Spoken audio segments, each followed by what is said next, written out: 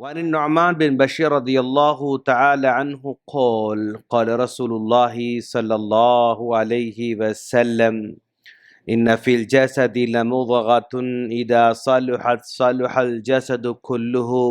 وإذا فسدت فسد الجسد كله ألا وهي القلب رواہ مسلم۔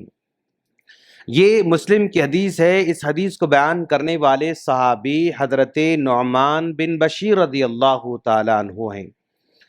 حضرت نعمان بن بشیر رضی اللہ تعالیٰ عنہ وہ عظیم چھوٹے صحابی ہیں جن کی وجہ سے امت کا ایک بہت بڑا مسئلہ حل کر دیا گیا۔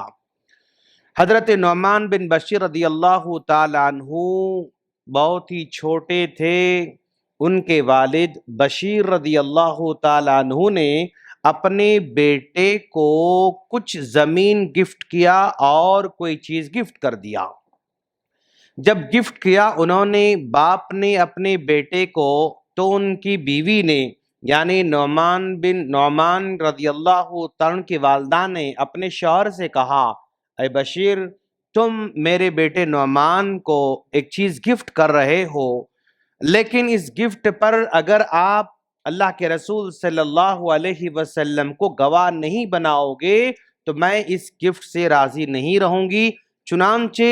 چلیے اللہ کے رسول کے پاس جائیں گے اور اللہ کے رسول گواہ بنائیں گے، اور اگر اللہ کے رسول راضی ہیں تو پھر میں بھی راضی ہوں، اور اگر اللہ کے رسول راضی نہیں ہیں تو میں بھی راضی نہیں ہوں کہا۔ تو بشیر رضی اللہ تعالیٰ عنہ نے اپنے بیوی کو لے لیا اور اپنے بیٹے نعمان رضی اللہ عنہ کو لے لیا، لے کر اللہ کے رسول صلی اللہ علیہ وسلم کے پاس گئے۔ جا کر کہا، اللہ کا رسول، میں نے اپنے بیٹے نعمان کو یہ گفٹ کر دیا ہے اور میری بیوی اس گفٹ سے راضی نہیں ہے، آپ کو گواہ بنانا چاہ رہی ہے۔ تو اللہ کے رسول نے کہا، ٹھیک ہے، تم نے کیا گفٹ کیا ہے؟ تو انہوں نے کہا، میں نے فلاں چیز گفٹ کر رکھی ہے۔ تو اللہ کے رسول نے پوچھا، کیا تم نے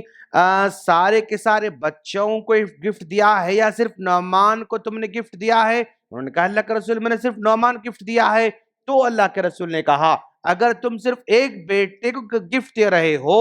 اور بقیہ بچوں کو تم گفٹ نہیں دے رہے ہو تو اس ظلم پر میں گواہ نہیں بن سکتا، اس ظلم پر میں گواہ نہیں بن سکتا۔ تو صحابی نے کہا، اللہ کے رسول، اس میں ظلم کیسا ہوا؟ تو اللہ کے رسول نے کہا، اگر تم ایک گفٹ دیتے ہو تو تمام کے تمام بچوں کو گفٹ دینا پڑے گا، اگر تم کسی ایک کو دے کر دوسروں کو چھوڑ دیتے ہو تو یہ اسلام میں درست نہیں ہے۔ تو گویا آج اگر ہم لوگ اپنے ایک بچے کو گفٹ دے رہے ہیں، دوسرے کو نہیں دے رہے ہیں، تو اس طرح گفٹ جائز نہیں ہے، بلکہ سب کو دینا پڑے گا یا ان کو راضی کرانا پڑے گا۔ جیسے مان لیجیے 4 بیٹے ہیں، ایک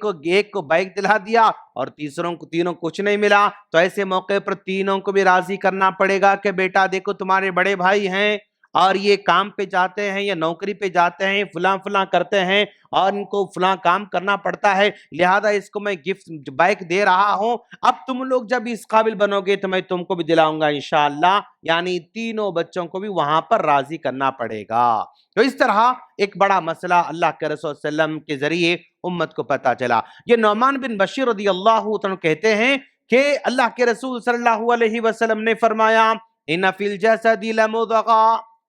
انسان کی جسم میں کیسا ٹکڑا ہوتا ہے، اذا صلحت صلح الجسد کلہ، جب وہ ٹکڑا اگر درست ہے تو سارا جسم درست رہتا ہے، وَإِذَا فَسَدَتْ، اگر وہ ٹکڑا بگڑ جائے، بیمار ہو جائے تو سارا جسم بگڑ جاتا ہے۔ کہا، الا سنو، وہی القلب، وہ دل کی شکل میں ہوا کرتا ہے۔ تو انسان کا جسم دل پر منحصر ہوا کرتا ہے،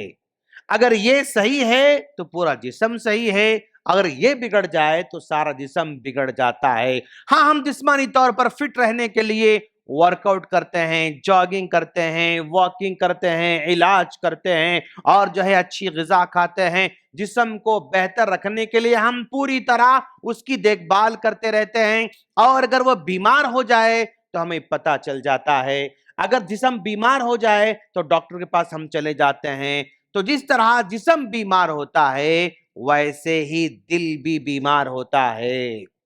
اگر دل بیمار ہو جائے تو آدمی ڈاکٹر کے پاس بہت کم جاتا ہے،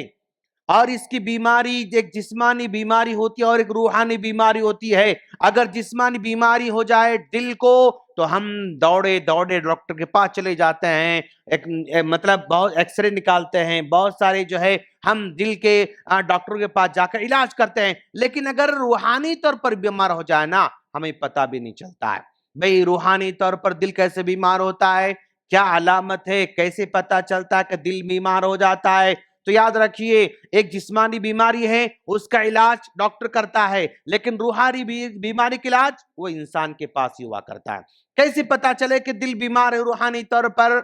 اگر ہمارے دل کو یعنی جنت کا تذکرہ ہو رہا ہے کوئی اثر نہیں ہوتا، جہنم کا تذکرہ ہو رہا ہے کوئی اثر نہیں ہوتا، ایکسیڈنٹ ہو رہا ہے کوئی اثر نہیں ہوتا، کسی کی موت ہو رہی ہے کوئی اثر نہیں ہوتا، جنازے کو ہم دیکھ رہے ہیں کوئی اثر نہیں ہوتا۔ اگر اس طرح ہمارے دل کو کوئی چیز متاثر نہیں کر رہی ہے تو سمجھو ہمارا دل بیمار ہے۔